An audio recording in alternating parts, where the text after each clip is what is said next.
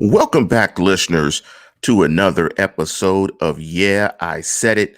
And you're checking out the program on June 26th, 2020. The show is hosted by yours truly, Lance Williams. Before we jump into the program, I want to urge you guys right now, I believe it's just up on YouTube, but I want to give a big shout out to the Oracle of the website, Dave Schofield, and the editor of BehindTheSteelCurtain.com. Want to give also a big shout out to Bad, but a super big shout out to Mike Beck for securing the fantastic interview with Steelers offensive lineman Zach Banner. Make sure you guys go to YouTube, go to BTSC Steeler Radio, do a search under BTSC. You can do a search under my name, Lance Williams, Bad, Dave Schofield. Do a search, find that interview. It was a fantastic interview with Zach Banner. He is a great interview. Big up to Zach Banner, although he is a former member of the USC Trojans. Hate the Trojans because I'm a Cal Bear, but big up to Zach for giving us some time at BTSC, for giving us a fantastic interview. So make sure you check out that interview. Also want to send a big shout out to Big Bro Sco. Want to send a big shout out to Tony Defio. Make sure you check out Tony Defio's show tomorrow, Brunch with Tony. Also, make sure you check out the show I did this Wednesday with Jeffrey Benedict, where we broke down Minkah Fitzpatrick and we took a look at the Minkah effect and just what the Minkah effect is. So make sure you check that out. I think that was a fantastic show there as well. So make sure you check that out. But again, please make sure you check out the fantastic interview that they did with Zach Banner. I thought it was fantastic. Zach is a great interview. And I want to thank Mike again for bringing that content to the website and to the show and to the podcast form, because that was a great get. And Mike's been doing a fantastic job. And I think Mike is going to be one of my co-hosts as well. We're going to do some shows and do some programs. But before I jump into the topic, I just want to double check. There might be a little bit of technical difficulty that we're having. So I just want to double check really quickly to make sure you guys are seeing the site, because I'm not seeing too many people up online right now. But okay, great. I see it right now. I think we're up. We're doing the show. The title of this particular program is Yeah, I Said It. The Steelers Super Bowl window is bigger than you think. And the reason why the Steelers Super Bowl window is bigger than you think is because of something that Jeffrey Benedict thought up when we were talking. And Jeffrey was talking about the young defensive ball players on the Steelers defense. And there was a question about if Minkah Fitzpatrick was going to be a Pittsburgh Steeler for life. And Jeffrey Benedict was really, I think I'm right, bullish on it. Sometimes I confuse bullish and bearish. He was really bullish on it. And he was also really bullish on the fact that TJ Watt would be there. Wasn't really particularly sure about Bud Dupree, but he was really bullish on this defense. And so that got me to thinking. And it got me to thinking, there are a couple criteria that I look at when I think about, is a Super Bowl window still open? That's one. Do you have a top 10 quarterback? To win a championship, we all know in the National Football League, you have to have a top 10 slinger. You got to have a guy that can sling that thing in the clutch and make plays for you when it counts. You got to have that guy. So I want to take a look at Chris Sims' quarterback list. Now, Chris Sims, you guys know Chris Sims. Chris Sims, I believe he's on CBS Sports, son of Phil Sims. Used to be the starting quarterback of the Tampa Bay Buccaneers back in the day. Also was a college quarterback for the Tennessee Volunteers. Was a pretty good player. Solid player, not a great player, not as good as his dad, but definitely a guy whose opinion I think you have to respect, because he played the position at the highest level, at the college level, and at the professional level. Now, he gave his list of top 40 quarterbacks. Let me give you his top 15. Number 1, Patrick Mahomes. Number 2, Russell Wilson. Number 3, Aaron Rodgers. Number 4, Deshaun Watson. Number 5, Lamar Jackson. Let me stop there. I'm convinced that Patrick Mahomes is the best quarterback in the National Football League. And I will go with the top 2. I will go with Patrick Mahomes and Russell Wilson. Now, if you guys know me saying that Russell Wilson is the second best quarterback in the National Football League, my brother, Big Pats fan, I'm sure when he listens to the show, is laughing. I knocked Russell Wilson in our private conversations for years, but Russell Wilson has now developed into a complete quarterback. He's clutch in the fourth quarter. He can throw every route. He reads defenses both sides of the field. He makes plays with his legs. He's clutch. Russell Wilson is the dude. Russell Wilson is a very good player. Had not Lamar Jackson had a historic season, he would have been your MVP last year. So I think the first 2 are solid. Then he goes on with Aaron Rodgers, Deshaun Watson, Lamar Jackson, Carson Wentz, Matt Ryan, Dak Prescott, Matt Stafford, and Cam Newton. Now, the criteria of a window being open, the first one in my book was you have to have a top 10 quarterback. Now, when I look at this list, there is no way in the world, even with Ben Roethlisberger coming off of injury, and Ben Roethlisberger is 14th on this list. 11 is Tannehill, 12 is Kyler Murray, 13 is Kirk Cousins, 14 is Roethlisberger, 15 is Brady. Now, putting Kyler Murray at 12 almost makes the list laughable.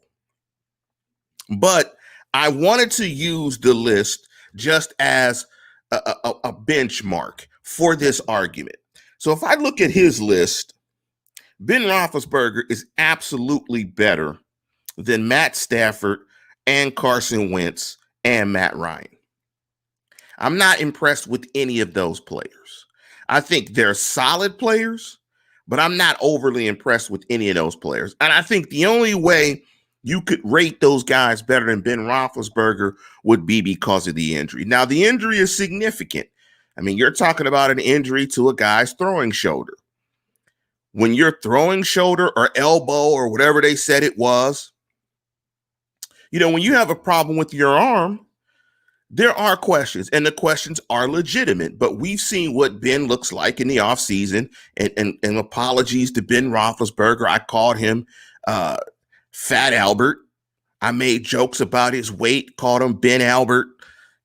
Me and Jeff made a lot of, me and Jeff over the years when we were doing the show together, and big up to Jeff Hartman, we made fun of Ben's weight and fun of Ben's commitment to fitness. But from everything we've seen, Ben has committed himself to being in the best shape of his life. So just in looking at Sims's top 40 quarterback countdown list, Ben Roethlisberger is in your top 10. So you check the box there.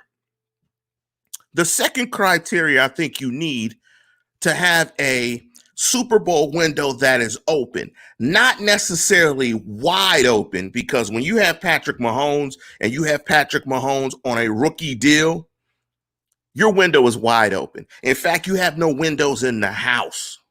You're actually outside cooking out, having a barbecue. That's how open your windows are if you have Patrick Mahomes. You have the prototype quarterback for the 22nd century.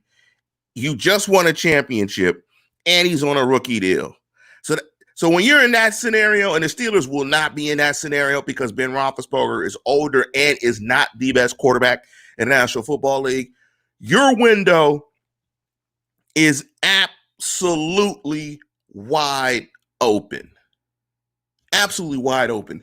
But the Steelers' window is more open than you think, because along with having a top 10 QB, their defense is now championship level. That's a top 3 defense. This is a defense that's gotten 50 plus sacks the last 3 seasons. This is a defense that had, I believe, 35 turnovers last year.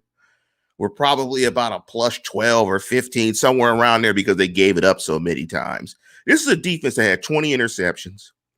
This is a defense with TJ Watt, Cam Hayward, Minka Fitzpatrick, Stephon Tuitt, Bud Dupree, Joe Hayden, Steve Nelson. I mean, I believe the defense has 9 to 10 first-round draft picks starting.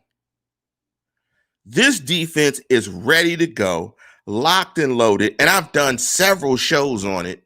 Their secondary is ready to go. Their secondary is absolutely ready to go. It's the best secondary that they've had in the Mike Tomlin era. So when you have an elite secondary, an elite front seven, an elite defense, and a top 10 quarterback, the window is bigger than you think. And I think some people may have thought or think that the window is not quite as big because of Ben Roethlisberger. But let's jump into one other thing when it comes to Ben Roethlisberger. And this is really what got me thinking when you're talking about Jeffrey Benedict. When Jeffrey Benedict broke it down and talked about the Steelers, their defense and the elite personnel that they have. Think about it this way. The Steelers gave Ben roughly about $25 million. They gave Ben roughly $25 million in an extension. And Ben played about 7 quarters, maybe 8 quarters. Let's just say 2 games.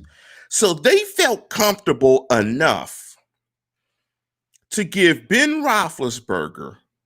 So what they did was they took a piece of his salary, converted it into a bonus, and spread it out over a couple of years. So they were comfortable enough to give Ben a bunch of money after he got hurt.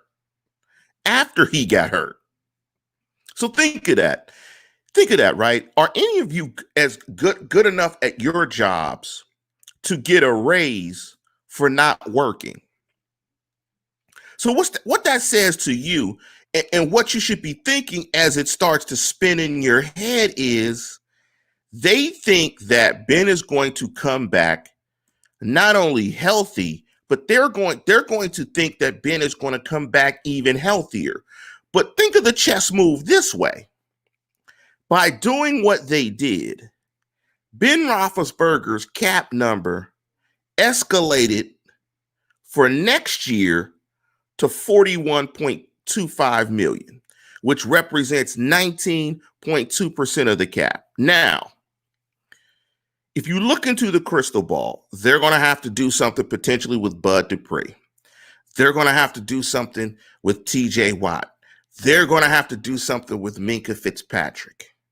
So they may have to still do some moves to keep this defense together. Now, they may not have to do anything with Minka because they got Minka on a rookie salary. But they're going to have to do something with TJ Watt. And what they're going to then have to do is renegotiate that cap number and get it down.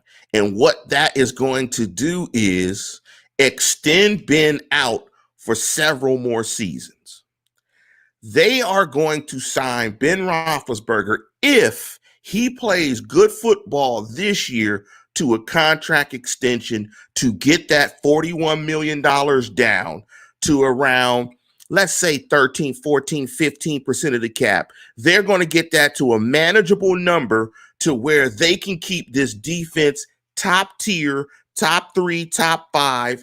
And when you couple a top 5 defense with a top 10 quarterback, your window starts to go from being cracked to open. And the reason why it's opening is because they are going to extend Ben Roethlisberger out. And so the longer that you have an elite quarterback and you can couple that elite quarterback with an elite defense, that means your window continues to stay open. It doesn't get bigger because he's not young. It may not stay as big or be as big as the Kansas City Chiefs, but it is going to get bigger because suddenly you don't have to answer the quarterback question. Because your quarterback going into 2021, when he was age 39, would be his last year. Well, all of a sudden, you'd be looking at your window being shut because that's his last season. Now, by doing the extension, you start to open the window a little bit more. You start to keep these defensive components together to keep it with the top three defense.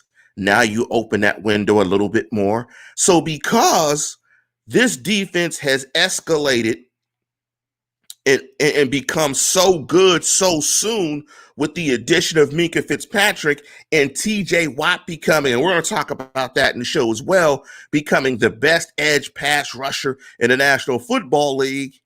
Now the Steelers have to alter their thinking because this championship defense has also opened up the window, and they're going to keep the quarterback together. So when you have the quarterback at a championship defense, the window opens.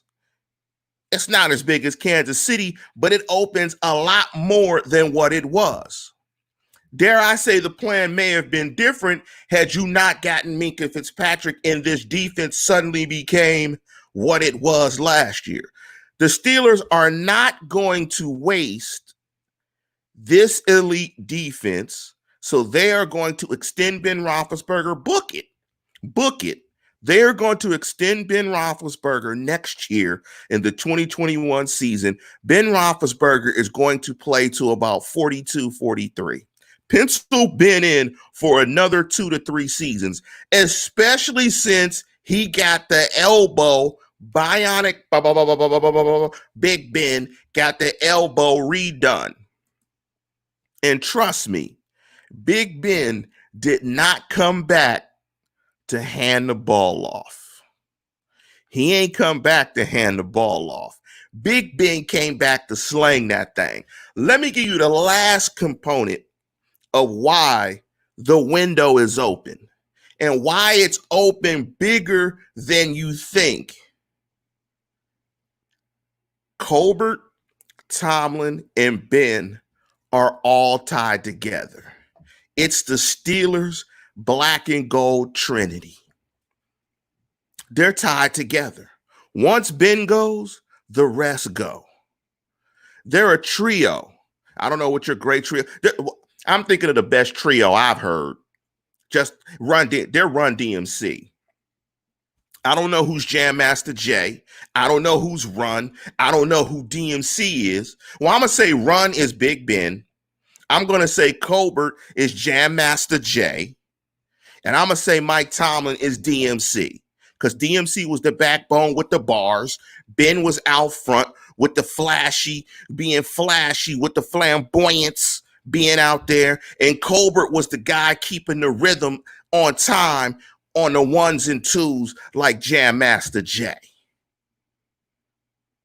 So you can call it Steelers DMC. I don't know what to call it, but when you put great ownership and coaching in the front office, a top-tier defense, and a top 10 quarterback, that's called your window is bigger than you think. And the whole thing, I think, where the Steelers are going to do what I'm saying is because of the Minka effect. Putting Minka Fitzpatrick on this defense, transform this defense to a dominant defense. You couple that with TJ Watt and all the rest of the stars on that defense. They're going to keep that defense intact. They know that defense is ready to roll. Ben Roethlisberger will be there to support this team. And he's going to transform into this quarterback sort of like his idol, John Elway. I don't know if some of you guys are old enough to remember, but John Elway kind of transitioned and he became this emeritus guy. And big up the vodka drinker, still DMC. Exactly. That should be a t-shirt. I'm going to take that idea, vodka drinker. That's going to be the t-shirt, still DMC. That's what it is. That's what it is. Still DMC. Top 10 quarterback. Top tier defense. Great ownership, coaching, and front office. When you have those three elements, and because your franchise quarterback is not going to be in his last year next year, and they're going to extend him out, with this defense, you can support an old guy too. That's the beauty of it too. With this defense, you can support an old guy. He doesn't have to be the man. Plus, he got his lube job done on the elbow. They put the oil on the elbow. Put some oil on the elbow. And he's back. Bionic Big B is back. So the window, the Super Bowl window, is bigger than you would think and bigger than what I thought it was to start the season. Top 10 QB, top tier defense, great ownership, coach, front office. That's a big window. The window would absolutely be wide open if Ben Roethlisberger were 32. If he were young, it would be wide open. And what happens when you put Big Ben with dominant defenses? They win football games. What did Ben Roethlisberger have in his rookie season? Dominant defense. What did he have in his second season? Dominant defense. Super Bowl win. What did he have in 2010? Dominant defense. They go to the Super Bowl. When the Steelers have top 3 defenses with Ben Roethlisberger, they win games. I want to just give a big shout out to Wolf on the Loose. That's a new name. And big up to everybody that's in the live chat. If you want to participate and support the program, please hit the subscribe button. If you have a question, hit the super chat. Your question will hop to the top. And I do want to encourage you guys, listen to the fantastic interview with Zach Banner. It was a great interview. Zach is a funny boy, big boy, funny boy, USC Trojan Steeler. Zach is hilarious. And I want to thank Zach for doing the interview. And I also want to give a big shout out to Mike Beck for doing the interview. So you guys might be surprised at the level of positivity that I'm showing with the Pittsburgh Steelers, but absolutely, the window is absolutely still open when it comes to the Pittsburgh Steelers. Now, another topic that I want to shift to, and we've talked about this. We've talked about fans in the stands. And there is a very interesting article, and I want to thank Dave Schofield for shooting me the article. And it was an article written by former editor of BehindTheSteelCurtain.com, Jeff Hartman. He wrote the article, and it talks about that NFL teams have been told they will be able to sell camera visible signage to local sponsors for the first time during the 2020 season. A step one sales executive said would significantly defray pandemic-related revenue losses. Now, and I think it was for the first 10 rows, if I'm not mistaken. I lost the article. I had the article down here, but I don't have it in front of me. But I think it was the first 10 rows, I believe, because I know editor of Behind the Steel Curtain, the Oracle, Dave Schofield, is a season ticket holder, and he was concerned that it was the first 16 rows. That he's in row 16, and he was concerned that it might go past row 10. Now, the NFL is clever. Now, and you don't become a billionaire. I'll take that back. You can become a billionaire and be dumb. You could just inherit it. In fact, most of these guys that are billionaires aren't self-made. That's one of the biggest myths, like, in America, right? If you're a billionaire, more than likely you inherited your money. At some point in time, your family was set up at the right time to be able to make that amount of money, and everybody else inherited the cash. So I want to say this. The NFL is very clever in making money. And when you look at tarping off, I think it's the first 10 rows, right? What they've done is they've been able to combine two incredible principles right now in the COVID-19 pandemic. One, revenue loss mitigation. So part of that article was talking about how sectioning off pieces of the stadium would be a great way to mitigate revenue loss and to use your stadium and your real estate in your stadium as a mechanism to still generate revenue. Now, we talked about on this show how the Dallas Cowboys, 65% of their revenue is based on their stadium.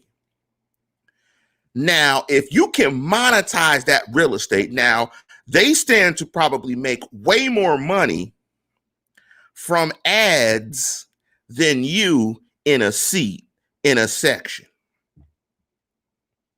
Because still, for business and local businesses, that's great. I mean, I'm watching a game. Bam, I see Pepe's subs. Pepe's, big up to Pepe's, Northside Manchester boy myself, 15233, the home of the Roethlisberger sandwich. Big up to Pepe's. If you saw a Pepe's sign, I mean, I'd probably go online and grab like 4 Pepe's sandwiches. Maybe send them to the house. Have some Pepe's. Like, the money they can generate from that real estate, because this is all real estate within the stadium, and every seat is monetized, and they're using it to make money, and they have it broken down in terms of how much they generate in terms of revenue off of each seat.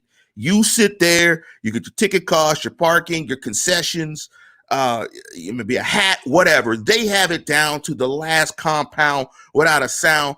See how it sounds a little irrational. I had to break into a little KRS-One for all you hip-hop fans. Fresh for 88, you suckers. They know how it all breaks down, how it works out. They know how it all breaks down, right? So they will possibly be able to mitigate some of the losses. Now, here's the thing, right? Because they can mitigate some of the revenue loss by selling part of the seats as signage for businesses, they can appear to be socially responsible by limiting the number of people in the stadium so you can socially distance and be safe. Because we've seen a surge in COVID-19 cases across the country. So by selling real estate within the stadium, they've created a platform to make money and be socially responsible.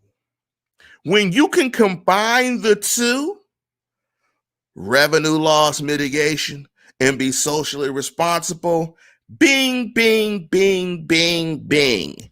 There is your solution.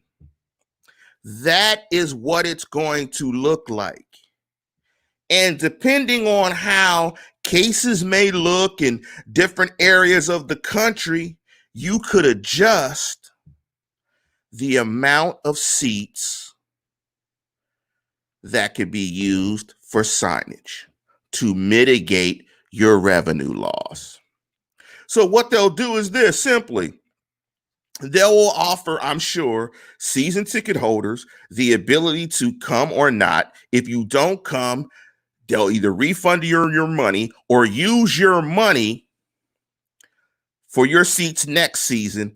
And if they have sections that start to open up where a lot of people aren't there, they'll transition some people to some other places, and they will use that real estate for ads as well. They will figure out, if your ass ain't in that seat, they gonna figure out how to eat off your ass not being in that seat. They are going to figure that out. No butts in seats, fine. I'm going to put Pepe's insignia on there. I'm going to put an AT&T patch on there.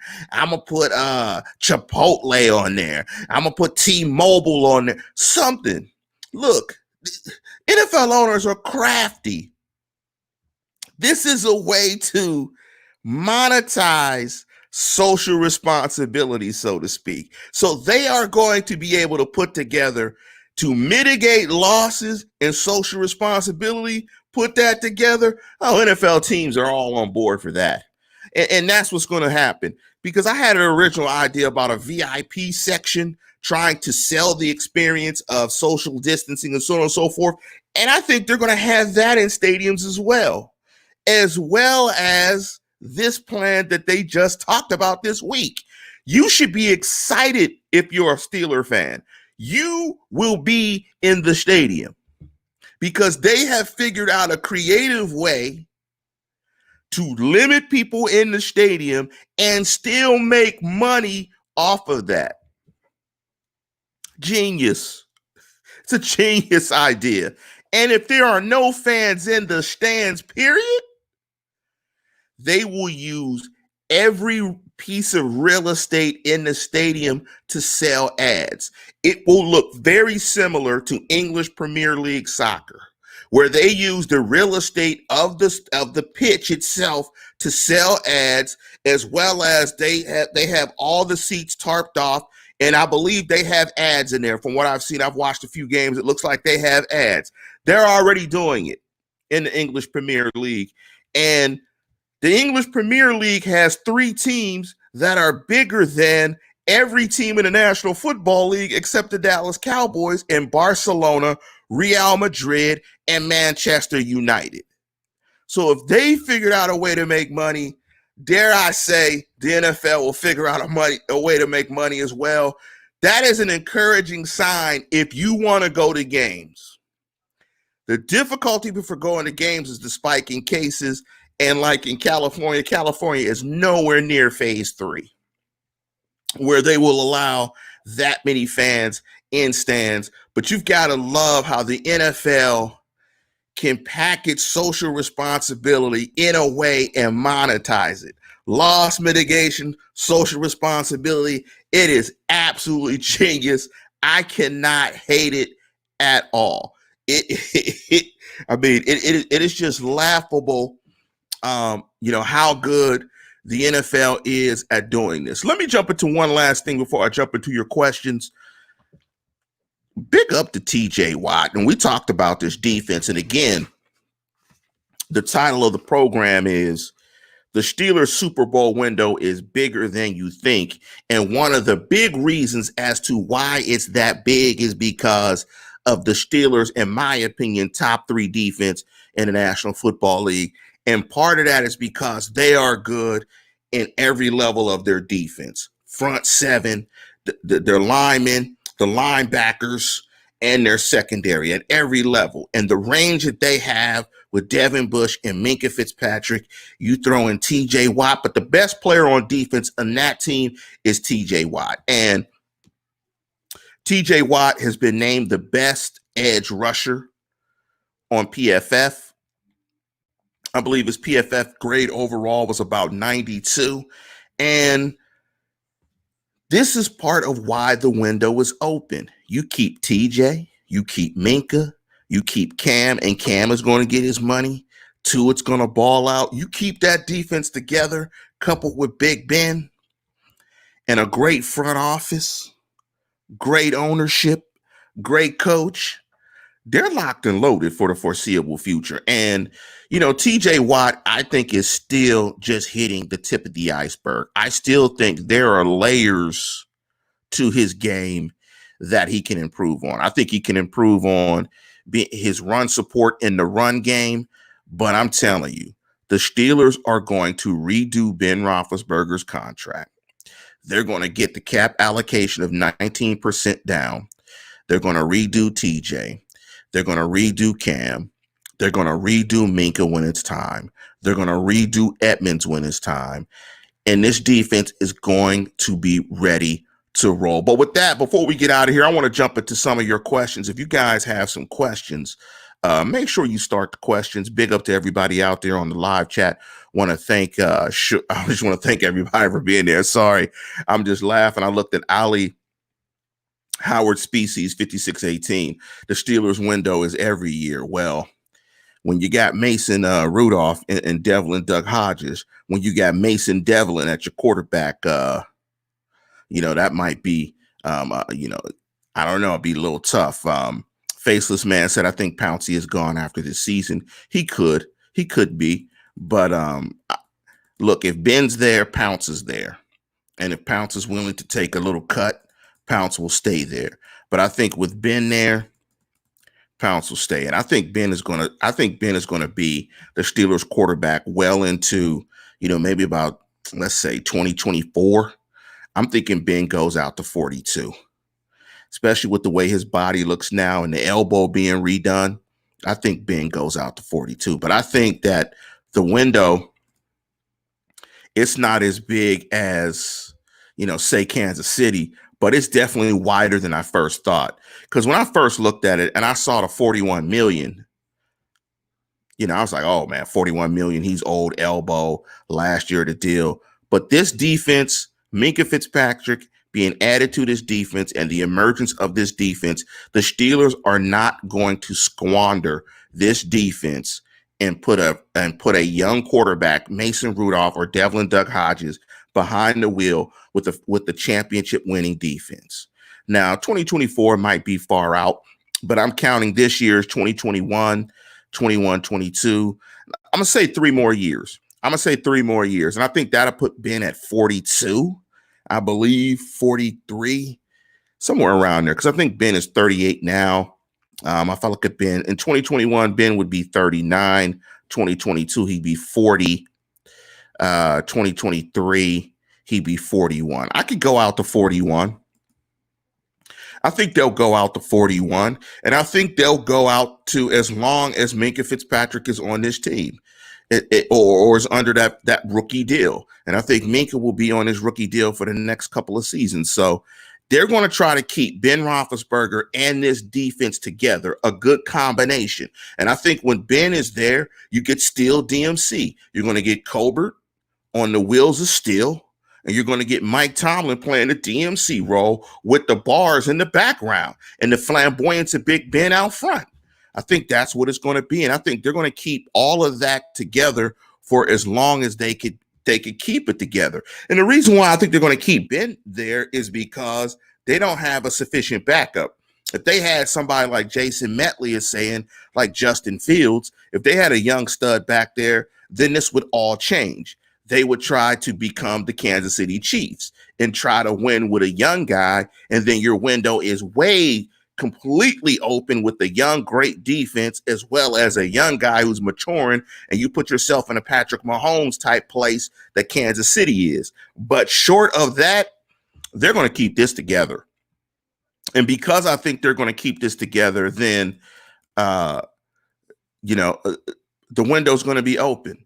Let me jump into this comment by Bando Brando. Great team, no debate about it, but they aren't good enough to beat the Chiefs in KC. That will be like Jazz in the 90s. Great team, no ring.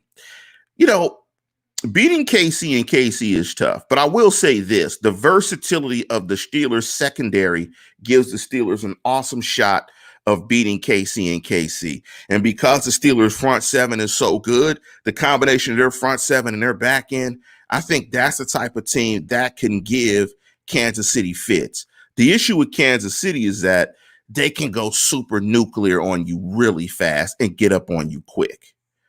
But, the Steelers were toe to toe with Kansas City a couple years ago in Heinz Field when Patrick Mahomes in his second start went loose and Ben went loose. And that's what you have to have if you're going to beat Kansas City in Kansas City. You got to be able to score points. You got to have a quarterback that's within the realm of Patrick Mahomes. And Ben Roethlisberger is. The Steelers are definitely better than Kansas City defensively. Their secondary is versatile enough, I think, to hold up, and they can rush the passer. So Steelers defense is a defense I think that matches up pretty well against Kansas City. But again, Patrick Mahomes is that man. He is an absolute freak show. So Snowman talked about the salary cap. Here's the beauty of the stands and allocating the first 10 rows, I think it is, for ads. The salary cap won't dip that much if they can compensate for the loss, if they can mitigate the loss of revenue by selling ad space in the stadium. Then revenue stays around where it is. And that's part of the stadium revenue is part of the formula. So the cap won't go down. They're trying to mitigate the cap loss by doing this. And it is absolutely creative. But we will see how this all goes. But again, I said it. The Steelers Super Bowl window is bigger than you think. And before we get out of here, make sure you check out the awesome interview with Zach Banner. Fantastic interview. Big up to Mike Beck for getting that interview.